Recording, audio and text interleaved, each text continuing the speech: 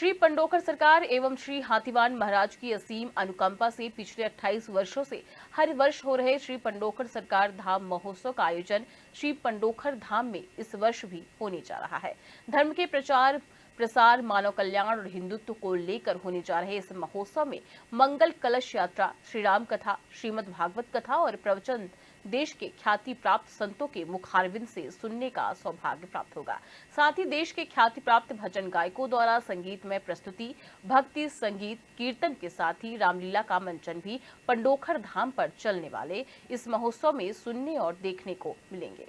भांडेर तहसील के पंडोखर धाम में हर वर्ष की तरह इस साल भी श्री पंडोखर सरकार धाम महोत्सव का आयोजन होने जा रहा है। पंडोखर धाम पीठाधीश्वर गुरु शरण शर्मा ने आज राजधानी भोपाल में मीडिया के जरिए कार्यक्रम की विस्तृत रूपरेखा बताई। उन्होंने बताया कि 23 अप्रैल से श्री पंडोखर सरकार धाम महोत्सव की शुरुआत होगी। 23 अप्रैल को श्री पंडोखर सरकार धाम से मंगल कलश यात्रा निकाली जाएगी। 24 से 30 अप्रैल को वृंदावन धाम से पधार रही कृष्ण प्रिया पूज्य दीदी के द्वारा श्री राम कथा का वाचन होगा। वृंदावन धाम से पधार रहे श्री अर्पिताचार्य जी महाराज के द्वारा श्रीमद् भागवत कथा।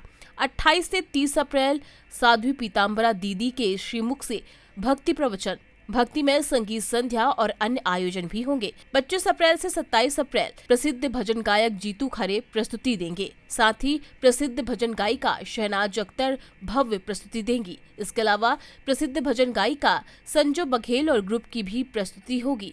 सुप्रसिद्ध भजन गायक श्री लखबीर सिंह लखा भी प्रस्तुति देंगे। विशेष है और जो जैसा यज्ञ होता है वही यज्ञ है। लोक कल्याण, जनहित में, समाज के लिए और राष्ट्र के लिए श्री राम महायज्ञ 1111 कुंडी महायज्ञ 2013 में किया गया था। उसकी ही वर्षगांठ के रूप में और पंडोखर धाम महोत्सव के रूप में नया नाम लेकर के ये आयोजन को कराया जाता है, जिसमें आप सब लोग भागीदारी होते हैं, आप लोग उसमें सहयोग करते हैं और जो यज्ञ में बैठना चाहते हैं उनको भी मौका प्राप्त होता है, क्योंकि बड़ा समय लगता है।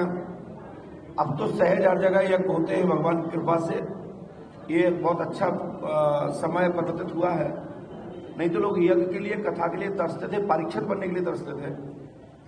और यहाँ जो हमारी कला है, भारतीय संस्कृति, नाटक, मंचन, रामलीला मंचन, रासलीला, बुंदेलखंडी नृत्य इत्यादि, कव्वाली, गजल और जिसको हमारे यहाँ बोला गया है लोकगीत और अनेक जगह से भक्त आते हैं। महोत्सव के दौरान 24 अप्रैल से 8 मई तक अलग अलग धार्मिक प्रस्तुतियां के अलावा जादूगर नाइट, रामलीला का मंचन भी श्री पंडोखर धाम पर प्रतिदिन शाम 8 बजे से किया जाएगा। ये महायज्ञ हो रहा है सनातन धर्म के लिए और भारतीय परंपरा के लिए, राष्ट्र के लिए, जन कल्याण के लिए यज्ञ हो रहा है, जिसमें महोत्सव रखा गया है और साथ में बहुत सारे आयोजन भी रखे गए हैं, सांस्कृतिक कार्यक्रम रखे गए हैं और परंपरा के तहत लोक कल्याण की भाव से रखा गया और उसमें बहुत सारी प्रतियोगिताएं भी रखी गई हैं, जिसमें दंगल है, कबड्डी का भी आयोजन है, बहुत सारे कार्यक्रम है उसमें, जो आपको समय समय पर जानकारी मिलती रहेगी। लिखने वाले को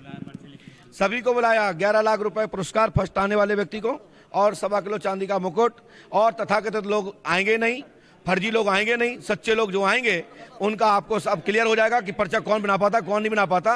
उसके बाद भारतवर्ष में चारों दिशाओं में पर्चा लिखने वाले संतगण, ऋषिगण, गुरुजनों के आशीर्वाद से चारों दिशा से संकनात होगा और भारत भूमि पुनः विश्व गुरु बनेगी।